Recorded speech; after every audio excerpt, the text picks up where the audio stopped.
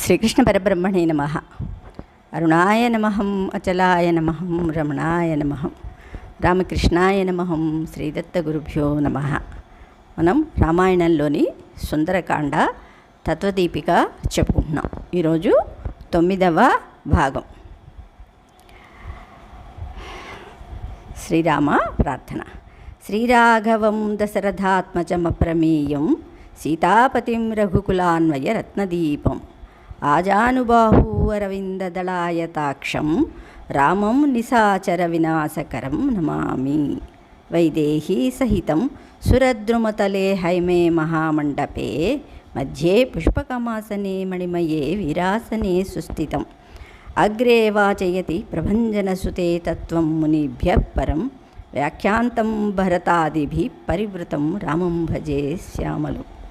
ఆపదామపహర్తారం దాతారం సర్వసంపదాం లోకాభిరామం శ్రీరామం భూయో భూయో నమామ్యహం. ఆంజనేయ ప్రార్థన. గోష్పదీకృతవారాసిం మసకీకృతరాక్షసం రామాయణ మహామాలారత్నం వందే అనిలాత్మజం. అంజనానందనం వీరం జానకీ శోకనాశనం కపీసమక్షహంతారం వందే లంకాభయంకరం. ఆమిషీకృతమార్తాండం గోష్పదీకృతసాగరం తృణీకృతదశగ్రీవం ఆంజనేయం నమామ్యహం. మనోజవం మారుతతుల్యవేగం జితేంద్రియం బుద్ధిమతాం వరిష్టం వాతాత్మజం వానరయూధముఖ్యం శ్రీరామదూతం శిరసా నమామి. శ్రీకృష్ణ పరబ్రహ్మణే నమః. మనం 9వ భాగం ఈరోజు చెప్పుకుందాం. 8వ భాగంలోని రావణాసురుడు సీత దగ్గరికి వచ్చి ఈ విధంగా చెప్తాడు కదా, త్రాగు తిను రమించు అనుభవించు కదా, భోగములను ధనమును భూమిని నేను నీకు ఇస్తాను అని చెప్పాడు. అప్పుడు సీతామాత ఈ విధంగా చెప్తుందనమాట. క్రూర రాక్షసుడగు రావణుని మాటలను విని ఆర్తురాలైన సీత హీనస్వరంతో దీనముగా మెల్లగా ఇట్లు బదులు పలికెను. దుఃఖముతో బాధపడుచు ఏడ్చుచు వణికిపోవచ్చు పతివ్రతయ్యగు ఆ సీత భర్తనే ధ్యానించుచు ఇట్లు పలికెను. గడ్డిపోచను మధ్యలో పెట్టి పవిత్రమైన మందహాసము కలదై మాట్లాడుటకు ఉపక్రమించెను అన్నారు. ఇక్కడ తత్వదీపిక చెప్తున్నారు. పతివ్రతయ్యగుటచే పరపురుషునకు ఎదురుగా తాను మధ్యలో వ్యవధానము లేకుండా నిలువరాదని గడ్డిపోచనుంచవలెను ఉంచుకొనెను అంది. అంటే ఇక్కడ పరపురుషుడికి స్త్రీకి అంటే పతివ్రతకి మధ్యలో గ్యాప్ లేకుండా ఉండకూడదు. అందుకని ఆవిడ గడ్డిపోచని మధ్యలో పెట్టిందనమాట. పరపురుషునితో సాక్షాత్తుగా మాట్లాడరాదని మధ్యలో గడ్డిపోచను పెట్టాను. గడ్డిపోచకైనను తనతో మాట్లాడుటకు అర్హత కలదు, కానీ నీకు లేదని రావణునకు సూచించినట్టుగా గడ్డిపోచను ఉంచెను. ఎండిన గడ్డిపోచవలే నీవు దహించదగియున్నావని సూచించను. రాముని కాగ్రహము కలిగిన వెనుక ఇట్టి గడ్డిపోచయే ఒక కాకిని 3 లోకములు తిప్పెను, నీకును అదే గతి పట్టును అని తృణమును మధ్యలో నిక్షేపించను. ఈ విధంగా కూడా మనం అర్థం చేసుకోవచ్చు అన్నమాట. ఆ గడ్డిపోచకి ఇంత కథ ఉంది. ఈ విధముగా అనేక విధములగు భావములను స్ఫురించునట్లు తృణమును మధ్యలో నిక్షేపించను. సాక్షాత్తు జగన్మాత సీత. కుమారుడు అనరాని మాటలాడినను వాత్సల్యము చే తల్లికెట్లు కోపము రాదో అట్లే సీతమ్మకు కోపము రాలేదు. పాపము తెలివి తక్కువవాడు కోరకూడని దాన్ని కోరుచున్నాడని జాలితో మందహాసము చేశాను. మోయలేని బరువును తినలేని పదార్థమును పసివాడు కోరినప్పుడు తల్లి ఎట్లు చిరునవ్వు నవ్వునో అట్లామే నవ్వెను. ఆ నవ్వులో పవిత్రతయే కానీ కాలుష్యము లేదు, క్రోధము లేదు, ద్వేషము లేదు. సీత ఇట్లు చెప్పుచుండెను. తృణమంతరథ కృత్వా ప్రత్యువాచ శుచిస్మిత నివర్తయ మనోమత్త స్వజనే క్రియతాః మనః అన్నారు. అంటే గడ్డిపోచను మధ్య నుంచి పవిత్రముకు చిరునవ్వు గలదై సీతమ్మ ఇట్లు పలికెను. నా నుండి మనసును మరలింపు, నీ వారి యందు మనసు ఉంచుకొనుము. పాపము చేసిన వాడు సిద్ధిని కాంక్షించుటకు ఎంత అయుక్తమో నీవు నన్ను కాంక్షించుట అంత అయుక్తము అన్నారు. ఇక్కడ ఏమన్నారు, పాపము చేసినవాడు నాకు మోక్షం కావాలని గురువు దగ్గరికి పరిగెడితే అది అంత తొందరగా లభించేది కాదు అన్నమాట. అవునా? ఇచ్చట సీత చెప్పెడి సమాధానము ఉపదేశము వలె కనపట్టును. పరస్త్రీలను కాంక్షించడి పురుషులకిది మహోపదేశము. పరమాత్మకే చెందిన ఆత్మను స్వతంత్రమని తనదిగా భావించడి జీవులకు చేసడి జ్ఞానోపదేశము. రావణాసురుడు చేసిన పనినే మనమందరము చేయుచున్నాము. ఈ జగత్తులో ఏ ఒక్కటియు పరమాత్మచే వ్యాపింపబడనిది, పరమాత్మకే చెందనిది లేదు. బాహ్యమైన ప్రకృతియు వానిదే, అంతరముగు జీవుడును వాడే. కానీ అజ్ఞానముచే వానికి చెందిన పదార్థములను నావి అని భావింతుము. వానికే చెందిన ఆత్మను నేను అని స్వతంత్రముగా భావింతుము. భగవంతునికి చెందిన సీతమ్మయే ఆత్మ. దానిని తాను తనదిగా చేసుకొనవలనని రావణుడు ప్రయత్నించుచున్నాడు. దీనిని ఎరింగి సీత ఉపదేశించుచున్నది. నాది అని బుద్ధి పుట్టుటకు కారణము మనస్సు. అది తాబేలు వంటిది. దాన్ని తిరగేసి పడవేసినచో ఒక్క దెబ్బతో చనిపోవును. అంటే ఇక్కడ ఏమిటి, నాది అన్నాడు కదా, అట్లే మనహ అంటే ఇక్కడ మనస్సు కదా, మనః అనుశబ్దమును తిరగవేసిన నమః అగును. దీనిని ఉచ్చరించుచు దీని అర్థమును మనసులో భావించినచో భగవంతునికి చెందిన దానిని తనదిగా చేసుకుని బుద్ధి నశించును, అహంకారం పోతుందన్నమాట. అవునా? నమః అంటే శరణాగతి అయిపోయింది కదా. ఈ మనస్సుని శరణాగతి పరమాత్మకి అందించేస్తే అది తన యొక్క అహంకారాన్ని కోల్పోతుంది. నమః, మహ్ అంటే నాది నా కాదు అని అర్థం కదా. ఇదే త్యాగము. దీనితో అనుభవించిన వాడు మనసునకు బంధించు శక్తి పోవును. అంటే అహంకారం లేని మనస్సుతో ఎన్ని చేసినా అది బంధము కాదనమాట. ఇది భగవానునిది. అనుభవింపజేయువాడు ప్రీతి నొందువాడును భగవానుడే అను భావనతో సాగినవాడు మనస్సు బంధకము కాదు. అందుచే రావణునకు సీత మనస్సును మరలింపుము అని ఉపదేశించి, మరలించడం అంటే ఇక్కడ తిరిగేయడం అన్నమాట. అవునా? సీతమ్మ నుండి మనసును మరలింపుము అని ఒక అర్థము, మన అనుశబ్దమును తలక్రిందులు చేసి పలికి దాని అర్థమును భావన చేయుము అని రెండవ అర్థము. పాపము చేసిన వాడు సిద్ధిని కోరుటకు అర్హుడు కాదు. పాపమనగా భగవత్ ప్రాప్తికి ప్రతిబంధకము. అదియే నేను నాది అనుకునుట. భగవత్ ప్రాప్తియే సిద్ధి. పై పాపము కలవానికి భగవత్ ప్రాప్తి అర్హత లేదని సీత చెప్పెను. రావణ, పతివ్రతనగు నేను ఉత్తమ మగుద్వంశంలో జన్మించి తిని, ఉత్తమ వంశమునకు చెందిన నేను అకార్యమును చేయరాదు అని పలికి ఆ రావణునికి వెనుదిరిగి మరలా ఇట్లు చెప్పనారంభించింది. నేను నీకు పొందదగిన భార్యను కాను, నేను పరభార్యను, పతివ్రతను. ధర్మమును ఆలోచింపుము, మంచిగా ప్రవర్తింపుము అంది. యథా తవ తథాన్వేషాం దారారక్షా నిశాచర ఆత్మానముపమాం కృత్వా స్వేషు దారేషు రమ్యతాం.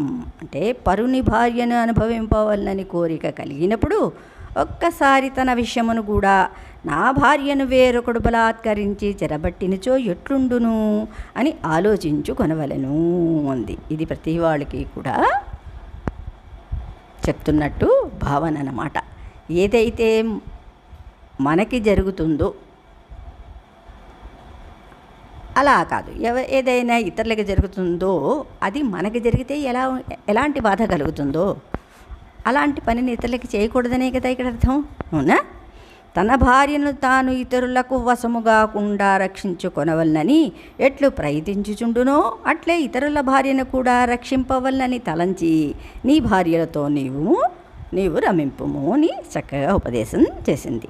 తన భార్యతో సంతుష్టపడక ఇంద్రియ చాపల్యముచే పరస్త్రీని కాంక్షించువాడు ఆ పరస్త్రీలచే తప్పక పరాభవము నందును. మాతృమూర్తి వలె ఎంత ఉదారముగా ఉపదేశించుచున్నదో చూడుము. ఇహ సంతో నవాసంతి సతో వా నానువర్తసే తదా హి విపరీతాతే బుద్ధిరాచారవర్జిత. ఆచారం అన్నమాట, వర్జిత అంటే మీ పట్టణమున మంచివారెవరునూ లేరా?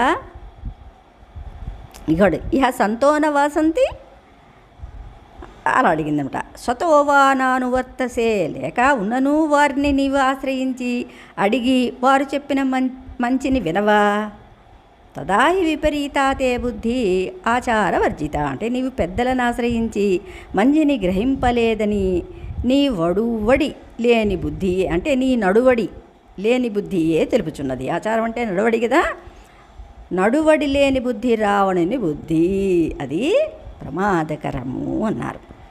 లేదా పెద్దలు చెప్పిన మంచిని ఈ రాక్షసుల వినాశనమునకై నీకు వినవల్లని బుద్ధి పుట్టలేదా? నిశ్చలమైన మనసు లేని రాజు రాజ్యమును పాలించుచున్నచో సమృద్ధములైన రాష్ట్రములు నగరములు కూడా నశించును. నీ ఒక్కడవు చేసిన తప్పు వలన లంక అంతయు కొద్ది కాలంలోనే నశింపగలదు. రావణ, నీవు చేసిన పాపకర్మలచే నీ ఒకనాడు చనిపోయిన నాడు సర్వభూతములు నీ మరణమును అభినందించును. క్రూరుడు అదృష్టవశమున చనిపోయినాడని అందరూ సంతోషించెదరు. శక్యాలోభయితుం నాహం ఐశ్వర్యేణ ధనేన వా అనన్యా రాఘవేణాహం భాస్కరేణ ప్రభాయధ అని చక్కగా చెప్పింది. ఓ రావణ, అంతఃపుర స్త్రీలను రాజ్యమును నిన్ను నియమించు అధికారము లభించునని ధనమును సంగెదనని నన్ను లోపపెట్టితివి అవునా? కానీ నేను వానిచే లోభపెట్టబడుదానను కాను. రామునితో వేరుగా కాక సూర్యునితో కాంతి వలె ఎల్లప్పుడూ కలిసియుండుదానని తల్లి చెప్పింది. అంటే ఏ విధంగా సూర్యునికి కాంతికి వేరుభావం లేదో అలాగే రాముడు సీత వేరు కాదు అని ఇక్కడ తల్లి చెప్పిందనమాట. తాను లక్ష్మీదేవినని రావణునకు సీతమ్మ తెలియజేయుచున్నది. భగవంతునితో విడువక నిత్యము కలిసియుండెడిది లక్ష్మి. సూర్యునితో కాంతి వలె పువ్వులో వాసన వలె భగవానునితో విడువడియుండనిది లక్ష్మి. ఆ రాముడే పరమాత్మ, నేను అతనితో వీడియుండని లక్ష్మిని అని సూచించింది. లక్ష్మీనారాయణులకు గల సంబంధమే సీతారాములకు గల సంబంధము. సూర్యుని నుండి ప్రభను వేరు చేయుట ఎంత అవివేకమో, నన్ను రాముని నుండి విడదీయు ప్రయత్నించుట అంత అవివేకము. సర్వలోకములను నియమించువాడు రాముడు, అందుకే అతడు సర్వేశ్వరుడు. ఐశ్వర్యమాత నిధి నేను లక్ష్మిని, అందుచే ధనము నాది. ఆ రెండింటిచే నన్ను లోపపెట్టుట ఎట్లు సాధ్యపడును అందనమాట. ఇక్కడ అన్నీ ఇస్తాను, అన్ని భోగాలు ఇస్తాను, నన్నే నీకు అంకితం చేస్తాను, ఏవేవో మాటలు చెప్పాడు కదా రావణుడు.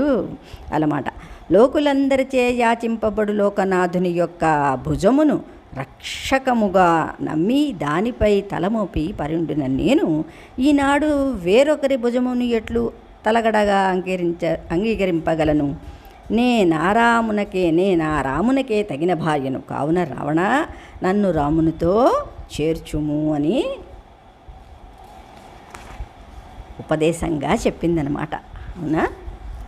భగవత్ప్రాప్తికి కాంక్షించు జీవుడు విషయభోగములెదురుగా వచ్చి లోపపెట్టుచున్నను వానికి వశపడక భావింపవలసిన భావనను సీత ఉపదేశించుచున్నది. పరమాత్మకే చెంది పరమాత్మ చేతనే రక్షింపబడి పరమాత్మ చేతనే అనుభవింపదగిన ఆత్మ ఐశ్వర్యమునకు ధనమునకు వశపడి భగవానికి దూరమై మనసునకు వశమగుట కంటే అవివేకము వేరే ఏది లేదు.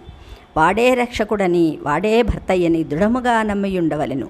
ప్రతి క్షణము మనము మన మనస్సు లోపపెట్టుచూనే ఉండును. ప్రతి నిమిషం అది లోపపెడుతూనే ఉంటుంది కదా. ఏదైనా ఒక మంచి కార్యం చేయడానికి వెళితే అనేక రకాలైన ఆశలు ఇక్కడ మనస్సులో పేరుకుంటాయన్నమాట. దానికి వశపడకుండా ఉండవలెను. సీతమ్మ రావణునికి ఎవ్వరును ఉపదేశించువారు లేరుదాయని తానే ఉపదేశించుచున్నది. మిత్రమౌపయికం కర్తుం రామస్థానం పరీస్పత వధం చానిచ్చతా ఘోరం త్వయాసో పురుషర్షభ విదితస్స హి ధర్మజ్ఞ శరణాగతవత్సలాః తేన మైత్రీ భవతు తే యది జీవితుమిచ్చసి అంది. అంటే రావణ, లోకములో నిలుకడ కావాలనని కోరినచో రామునితో మైత్రి చేసుకున్నటయే నీకు తగును అంది. అదే మిత్రమోపైకం కర్తం రామస్థానం పరిస్పత అన్నమాట. రామునితో మైత్రి అనరించుట కంటే చనిపోవటయే మేలన్నీ భావించినను ఘోరమైన చావు చావకుండుటకైనను రామునితో మైత్రి చేసుకునము. అంటే ఇక్కడ మామూలు చావు కాదు, ఇక్కడ ఘోరమైన చావు అన్నమాట. అవునా? విదితస్స హి ధర్మజ్ఞ శరణాగత వత్సల తేన మైత్రీ భవతు తే యది జీవితు మిచ్చసి. అంటే రావణుడు దురభిమాని, అందుచే రాముని శరణాగతి చేయుమనిన అహంకరించి తిరస్కరించేనేమోయని తల్లి పిల్లవానికి నచ్చు రీతిని చెప్పినట్లు రామునితో మైత్రి చేసుకునమని చెప్పింది. మైత్రి అనిన రావణుడు అంగీకరింపకపోవచ్చును. శరణాగతి అని రాముడు గొప్పవాడు, తాను తక్కువవాడను అని భావన కూడా రావచ్చు. అందుకని మైత్రి అనిన ఇద్దరు సమానులే అని భావన వచ్చును గనుక రావణుడు అంగీకరింపవచ్చునని తల్లి తలంచను. నీవుండవలనని కోరిన రామునితో మైత్రి చేసుకును. సర్వవస్తువుల యొక్క ఉనికి వాని ఆధీనము. చెట్టు కొమ్మ నరికెడి వాడు చెట్టుపై కూర్చుండియే కొమ్మను నరకవలెను. అట్లే భగవానుకు ద్రోహము చేయదలంచి భగవంతుని వస్తువును అపహరింపదలచిన వాడు కూడా వానిని ఆశ్రయించియే తన ఉనికిని నిలబెట్టుకొనవలెను. అంటే ఇక్కడ నేను అనే పరమాత్మ లేకపోతే ఏదీ చేయలేం కదా. అందుకన పరమాత్మ లేనిదే ఊపిరి కూడా తీసుకోలేవు. అటువంటిది అహంకరిస్తే ఎలా అని చెప్పిందనమాట. కానీ రావణుడు దురహంకారి అయి ఉనికి లేకపోవుగాక, కానీ రాముని ఆశ్రయింపను అనునేమోయని, నాయన ఈ శరీరములో ఉన్నంతకాలము సుఖముగా ఉండుటకు వాని అనుగ్రహం ఎట్లు కావలెనో ఈ శరీరమును వీటుటకు కూడా వాని అనుగ్రహము కావలెను అని, వాని అనుగ్రహము లేకున్నచో సుఖమైన మరణము రాదు. అందుచేతనే రావణుడు సైన్యము పోయి, బంధువులు పోయి, మంత్రులు పోయి, సోదరులు పోయి, కుమారులు పోయి, చివరకు ఒక్కొక్క తల తెగి చిత్రవదన అనుభవించను హాయిగా.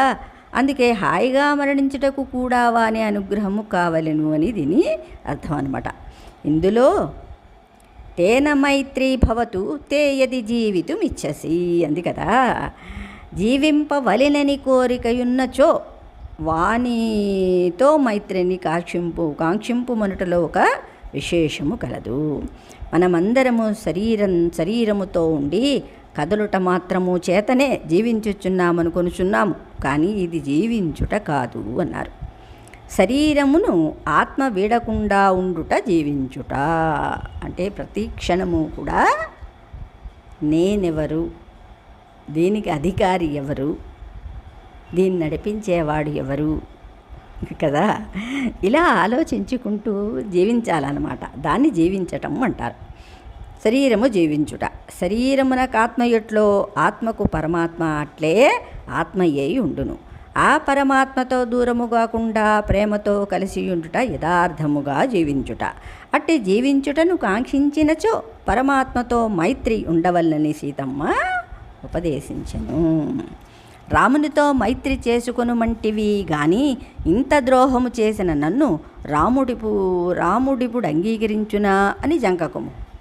రాముడు ధర్మజ్ఞుడని శరణాగత వత్సలుడని లోకములో ప్రసిద్ధి నొందినవాడు.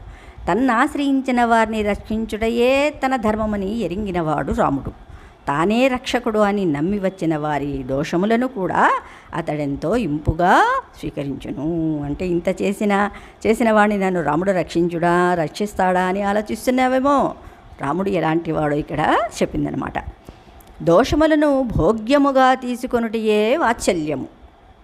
కాస్త నలిగిన గడ్డిని కూడా వాసన చూచి విడిచిపెట్టడి ఆవు తానీనిన దూడ వడలియందిలి మాలిన్యమును ఆహార పదార్థము కంటే రుచ్యముగా భుజించును. ఇదే వాత్సల్యము అన్నారన్నమాట.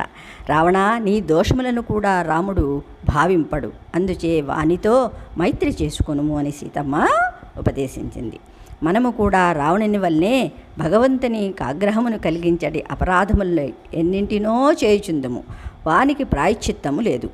అతడు ధర్మజ్ఞుడు, శరణాగత వత్సలుడు అని గుర్తించి వాడే ఉపాయమని వానిని ప్రేమించుటయే కర్తవ్యము. రావణ, ఆ శరణాగత వత్సలుడగు రాముని అనుగ్రహింప చేసుకొనుటకు నన్ను అతని కొసంగుము. అట్లిచ్చితివా నీకు క్షేమమగును, లేదా నీ వాతనిచే వధ నొందెదవు అని స్పష్టంగా చెప్పింది తల్లి. రావణునకు సీతమ్మ చేసిన ఈ ఉపదేశము సంసారులకందరకు ఉపదేశమే. వాని వస్తువును మనదిగా చేసుకుని అహంకరించు సంసారులకందరకు ఉపదేశమే. అంటే ఏమిటి? వాని వస్తువును అంటే ఎవరు? పరమాత్మ వస్తువుల్ని, అవునా?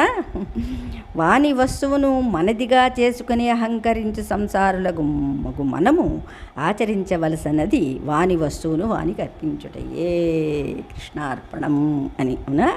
రావణ, ఇంద్రుడు వదలిన వజ్రమైనను యముడైనను నిన్ను చంపక వదలినా వదలవచ్చును, కానీ లోకనాథుడగు రాముడు నిన్ను విడువడు. రాముని ధనస్సు యొక్క శబ్దమును నీవు త్వరలోనే వినగలవు. రామలక్ష్మణ నామాంకితములగు బాణములు నీపై త్వరలో పడగలవు. విష్ణువు 3 అడుగులచే రాక్షసులను ఆక్రమించి లక్ష్మిని మరలా తీసుకొని పోయినట్లు నా భర్త నన్ను కొద్ది కాలంలోనే తీసుకొని వెళ్ళును. జనస్థానములో నీ రాక్షస బలము చనిపోగా రాముని ఎదిరింప చేతగాక ఈ అకార్యము చేసితివి. ఆ నారసింహులకు సోదరులు ఆశ్రమము నుండి బయటకేగినప్పుడు నీవి అసాధు కృత్యము చేసితివి. రామలక్ష్మణుల వాసన తగిలినచో నీవు పెద్ద పులి వాసనకు కుక్క వలె ఓర్వలేక పారిపోయి ఉందువు. కొద్ది రోజుల్లోనే లక్ష్మణునితో కూడిన రాముడు తన బాణములతో నీ ప్రాణములను సూర్యుడు కిరణములతో నీటిని పీల్చినట్లు పీల్చివేయగలడు అంది. నీవు కుబేరుని కొండకే వెళ్ళినను, అంటే కుబేరుని కొండకే వెళ్ళినను, వరుణుడి సభకు వెళ్ళినను పిడుగుపడిన చెట్టు వలె రామునిచే మరణింపక తప్పదు అని ఇక్కడ సీత చక్కగా ఉపదేశించింది. అందుకనే పెద్దలు ఏదైనా చెప్తే ఎందుకు చెప్తున్నారా అని కొంచెం స్థిమితంగా ఆలోచించాలి. లేదు నువ్వెవరు అని తోసేస్తే మన గతి ఇంతే అన్నమాట. ఇట్లు సీత పలికిన పరుషవాక్యములను విని రాక్షసాధిపుడు ఇట్లు పలికెను. భర్తిమాలిన కొలది స్త్రీకి లొంగినట్లగును, మంచి మాటలు మాట్లాడిన కొలది పురుషుడు అవమానింపబడుచుండును. నీపై కలిగిన కామము నా కోపము నాపివేయుచున్నది. అమార్గములో పోవుచున్న గుర్రములను మంచి సారథి ఆపినట్లు కామమే నా కోపము నాపుచున్నది. మనుష్యులకు కామము చాలా ప్రతికూలమైనది. ఎవరి యందు కామముండునో వారి యందు దయా స్నేహము కలుగుచుండును. అందుచే ఈ మాయా సన్యాసిని వేషమున నటించుచున్న నిన్ను చంపలేకున్నాను. నీవు నన్నాడిన పరుషవాక్యములకు నిన్ను క్రూరముగా చంపవలసి ఉండెను అని అనుచుండగానే అతనికి కోపము అంతకంతకు అధికమాయెను. కోపము నాపుకొనలేక సీత నీకు సంవత్సరము గడువున సంగీతని, ఇక 2 మాసములు మాత్రమే మిగిలి ఉన్నవి. అప్పటికీ నీవు నా పాన్పున ఉండవలెను. అప్పటికీ కూడా నీవు నన్ను అంగీకరింపనిచో మా వంట ఇంటిలో నిన్ను నాకు పొద్దుటి భోజనమునకు వినియోగింతురు అని బెదిరించాడు. ఈ విధంగా రావణుడు భయపెట్టుచుండగా రావణుని వెంటనున్న దేవగంధర్వ కన్యలందరూ వికృతములైన చూపులతో విషాదముతో చూచుచుండిరి. కొందరు సీతను పెదవులతో, కొందరు ముఖములతో, కొందరు కన్నులతో సంజ్ఞలు చేసి ఓదార్చుచుండిరి. సీతమ్మ మరలా కొంచెము ఆశ్వాసము నుండి రాక్షసాదిపుడగు రావణునితో తన పాతివ్రత్య బలమునకు తగినట్లు ఇట్లు మాట్లాడాను. రావణ, ఈ పట్టణములో నీ శ్రేయస్సును కోరిడవాడు బడునూ లేడు. అందుచేతనే నిన్నెవ్వరునూ ఈ పాపము నుండి మరలింపలేరు. ఇంద్రుని యొక్క భార్యకు సచీదేవి వలె వేరొకరిచే కోరబడరా అని దానను ధర్మాత్ముడుగు రామచంద్రుని భార్యను నన్ను నీవు తప్ప ఈ లోకములో వేరొకడెవ్వడను మనసులోనైనా కామించునా? రాక్షసాధమా, అమిత పరాక్రమశాలియగు రాముని భార్యను నీ వాడిన పాపపు మాటలకు ఫలితమును నీవెచ్చటకు పోయినను అనుభవింపక తప్పదు అంది. రాముడును నీవును ఈ లోకములోనే ఉన్నారని సమానులని అనుకొనుచున్నావేమో. మదించిన ఏనుగు చెవులు పిల్లి ఒక అడవిలో కలిసి ఉండుట లేదా? రాముడు ఏనుగు వంటివాడు, నీవు నీచమైన చెవులో పిల్లి వంటివాడు. రాముడు పరాక్రమహీనుడు, అడవిలో ఉన్నాడు అని ఏవేవో మాటలతో రాముని ఆక్షేపించుచుంటివే. నీకు సిగ్గులేదా? వారి కంటికి కూడా నీవు కనపడలేదే. పతివ్రత నగు నన్ను దుష్టమగు భావనతో చూచిన నీ విరూపములు క్రూరములు అగు నేత్రములు ఎందులకు నేలపడలేదో తెలియదు. ధర్మాత్ముడగు రామచంద్రుని భార్యను, దశరథుని కోడలను ఇట్టి దుర్వాక్యములను పలికిన నీ నాలుక ఏల చీలుకొనలేదో? సందేహం వస్తుందన్నమాట ఆ తల్లికి కూడా. ఏదో నేను పాపం చేసి ఉంటానేమో కదా అనుకుంటోంది.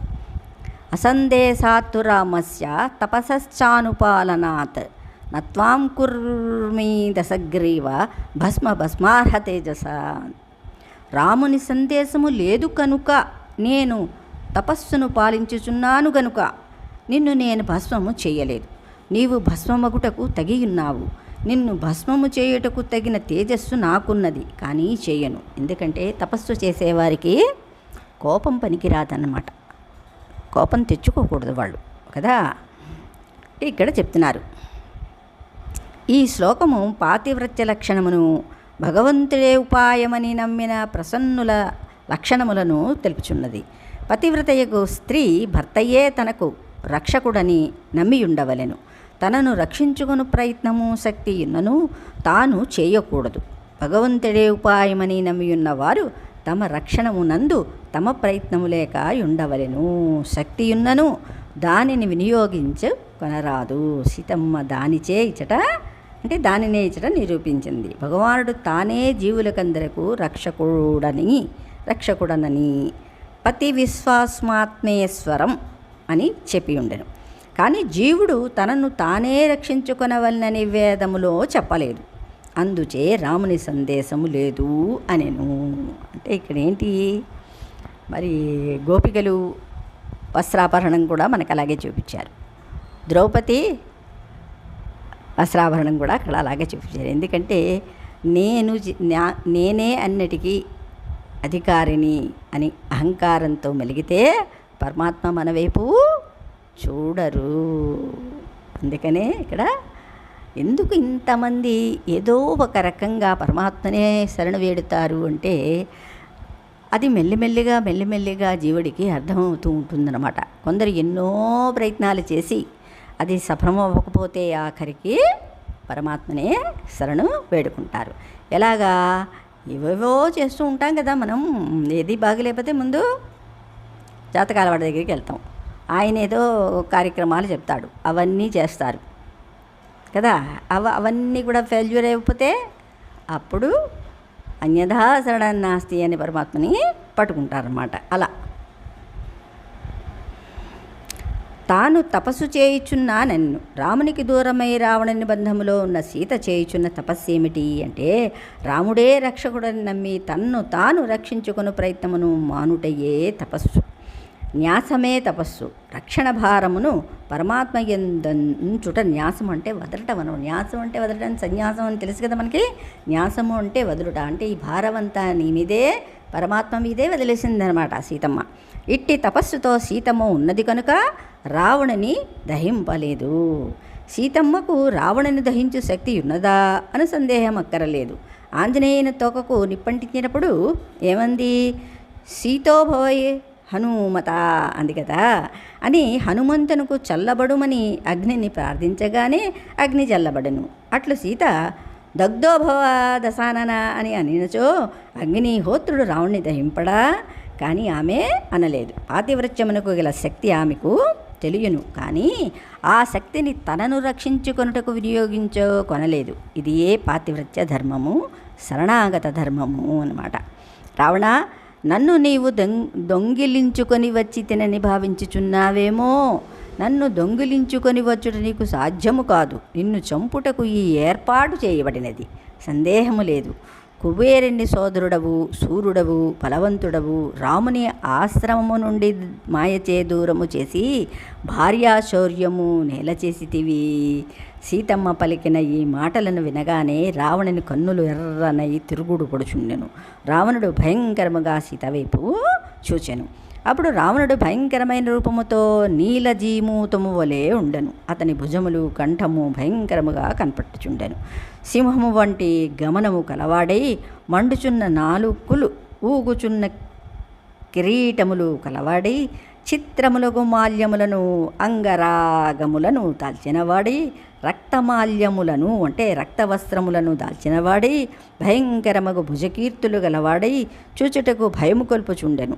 అమృత మదన సమయమున మంద్రమునకు కట్టిన వాసుకు వలె అతని మొలకు కట్టిన మొలనూలు కనపడుచుండెను.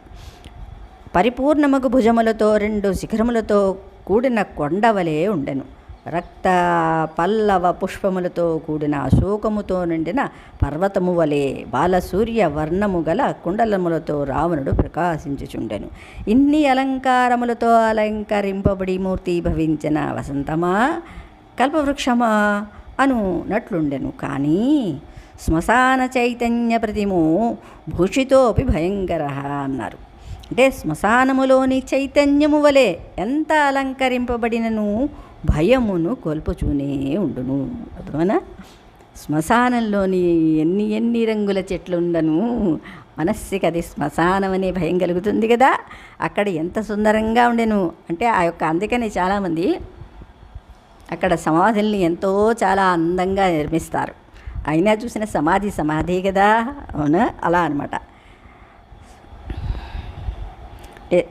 కోపముచే ఎర్రనైన నేత్రములు కలవాడై సీతమ్మను జూచుచూ పామువలే నిట్టూర్పు వదులుచున్నాడు. సీతమ్మతో, నీతి లేని వానిని, ధనము లేని వానిని అనుసరించుట ఎందు ఇంతు పట్టుదల గల నిన్ను ఇప్పుడే చంపెదను అని పలికెను. ఎవరు? రావణాసుడు.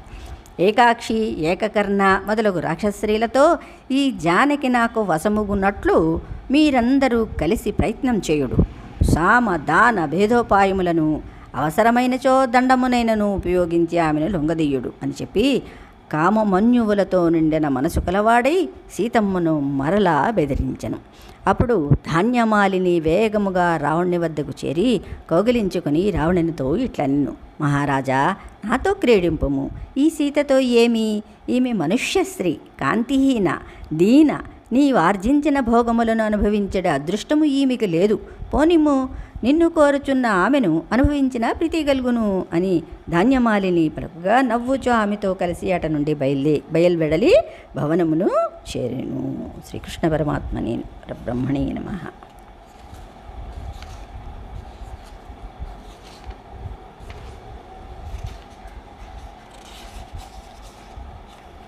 సరే, ఈ విధంగా జరిగింది. రావణుడి ఈ విధముగా సీతమ్మను బెదిరించి రాక్షస స్త్రీలతో చెప్పి వెడలిపోయిన తరువాత భీమరూపులకు ఆ స్త్రీలు సీత చుట్టూను చేరి కోపముతో పరుషముగా, సీత, మహాత్ముడకు రావణుని భారీగా ఉండుటను నీవు ఆదరింపకున్నావు, చాలా తప్పు చేయుచున్నావు అని పలికిరి. తర్వాత ఏకజటాను రాక్షసి సీత ప్రజాపతులు 6గురిలో 4వ ప్రజాపతి పులస్త్యుడు. ఆ పులస్యుని మానసపుత్రుడు మహర్షియగు విశ్వవసుడు. ఆ విశ్వవసుని కుమారుడే ఈ రావణుడు. అట్టి ఉత్తమ వంశమున జన్మించిన రావణుని నీవంగీకరింపకపోవుట యుక్తముగా లేదు, నా మాట విను అని చెప్పింది. తర్వాత హరిజటాను రాక్షసి పిల్లిగుడ్లు గలదై కన్నులు తిప్పుచూ 33 కోట్ల దేవతలు, దేవరాజుకు ఇంద్రుడు కూడా మా రావణునిచే ఓడింపబడిన వారలే, కావున వానికి భార్యవు కమ్ము అంది.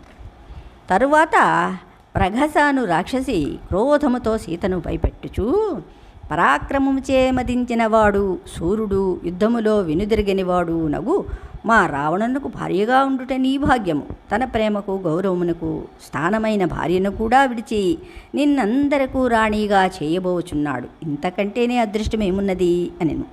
తర్వాత వికట అను మరి ఒక రాక్షసి, దేవదానవ గంధర్వాలను జయించిన రావణుడు నీకు లభించినను నీవు దానిని అంగీకరింపకుండుట క్షమింపరానిది అనెను. తర్వాత దుర్మిభి, మా రావణుని యొద్ద భయము చే సూర్యుడు ఎండకాయడు, గాలి గట్టిగా వీచుటకు భయపడను, అట్టి వాని మాట పాటింపలేనిచో నీవు బ్రతకవు అని అంది. మరికొందరు రాక్షస స్త్రీలు సీత చుట్టూ చేరి విలువగల పాన్పులతో నిండిన సర్వభూత మనోహరముకు అంతఃపురమునుండుటకు అంగీకరింపకున్నావు. మనుష్య స్త్రీవి గావున మనుష్యులకే భార్యవు కావాలని కోరుచున్నావు. రాముని నుండే మనసును త్రిపుకొనుము, రాముని భార్యగా మరి ఎన్నడూ ఉండబోవు. 3 లోకముల ఐశ్వర్యమును అనుభవించడి రావణుని భర్తగా పొంది హాయిగా విహరింపము. రాజ్యము పోయినవాడు, కోరికలు తీరనివాడు, ధైర్యహీనుడు, మనుష్యుడు నగు రాముని కోరుచున్నావు. ఏమి ఈ తెలివి తక్కువ పతనము అనిరి. ఏమి తెలివి తక్కువ పని అని రాక్షస్త్రీలు పలికిన ఈ మాటలు విని కన్నీరుండిన నేత్రములతో సీత ఈ విధంగా అంది. మీరందరూ చెప్పుచున్నది లోక విరుద్ధము. మనుష్య స్త్రీ రాక్షసునకు భార్య ఎగుటకు తగదు. నన్ను మీ ఇష్టము వచ్చినట్లు తినివేయుడు, కానీ మీ మాటను నేను విన్నాను అంది. దీనోవా రాజ్యహీనోవా ఏమే భర్త సమే గురు అంది. దీనుడే కానిండు, రాజ్యహీనుడే కానిండు, నాకు భర్త ఎవడో వాడే గౌరవింపదగినవాడు.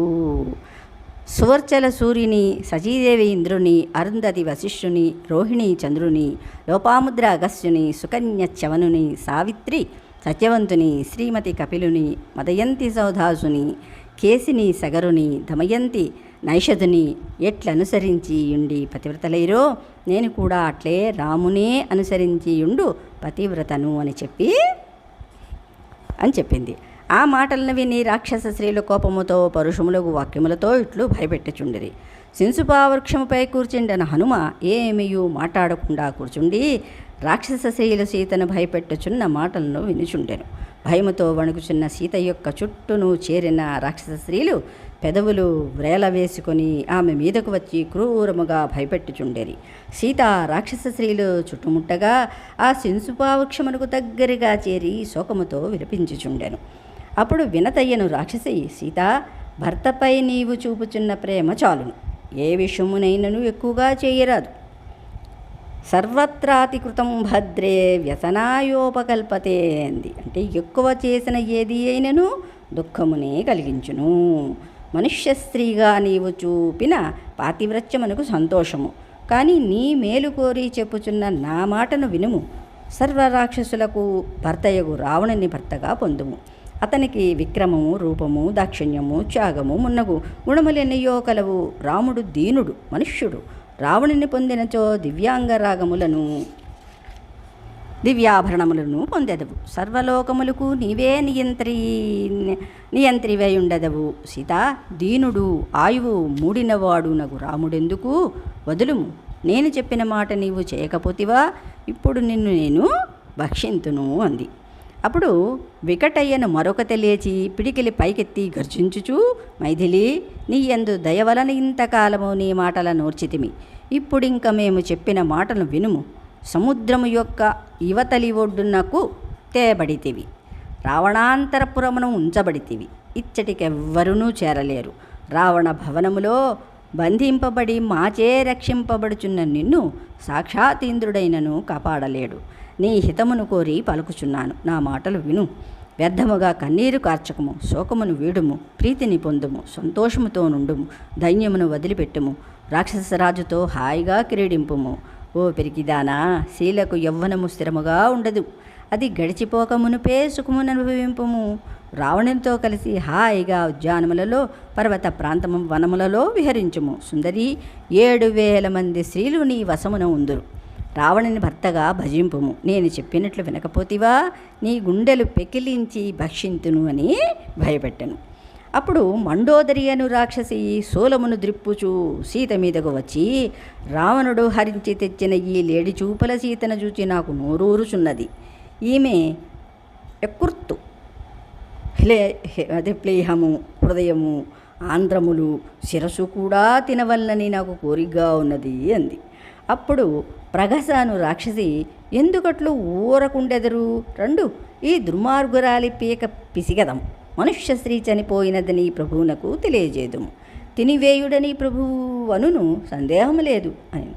అప్పుడు అజాముఖి అని రాక్షసి, ఈమెను ఖండించి సమానముగు ముక్కలను చేయుడు, మనమందరము పంచుకొందుము, నాకు వివాదము నచ్చదు, వేగముగా పానము తెండు అని. తర్వాత శూర్పణఖను రాక్షసి, అజాముఖి చెప్పినది నాకును నచ్చినది, సర్వశోక వినాశనీయగు సురను తెండు, మనుష్య మాంసమును తిని నికుంభిలా నృత్యము చేయుదము అనెను. ఈ విధముగా బెదిరింపగా సీత ధైర్యమును విడి ఏడ్చుచుండెను.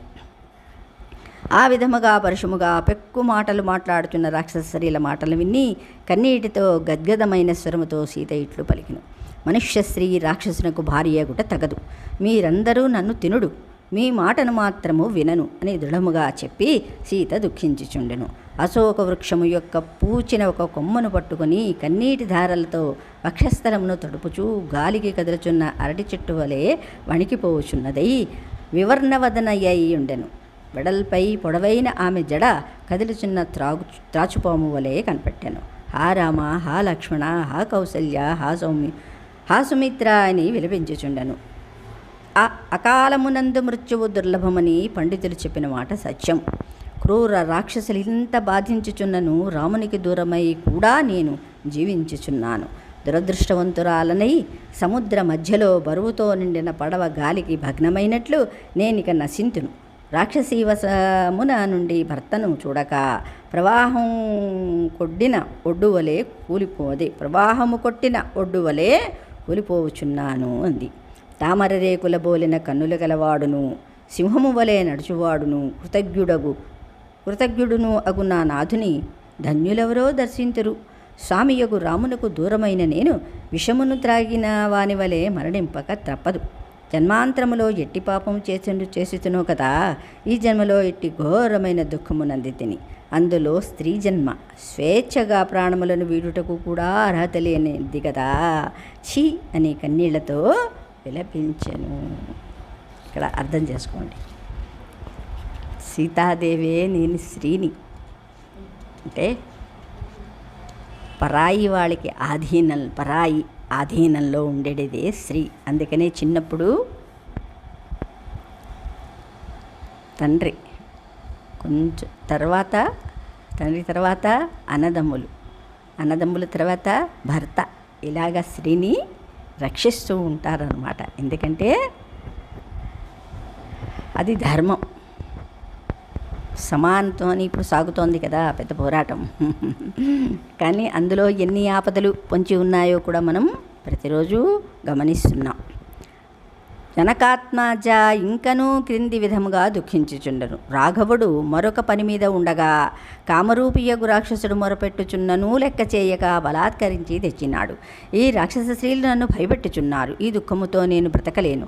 నాకు జీవితం అక్కరలేదు, భూషణములు అక్కరలేదు. రాముడు లేని నాకు వీనితో పని ఏమి? నా గుండె రాతి వలె కఠినమైనది, జరామరణములు లేనిది. అందుచేతనే ఇంత దుఃఖమును తట్టుకొని నిలచితిని. ఛీ, నేను పతివ్రతనుగాను, గౌరవింపదగిన దానను కాను. రామునకు ఎడముగా నుండి క్షణకాలమైనను జీవితమును నిలుపుకొనదగునా?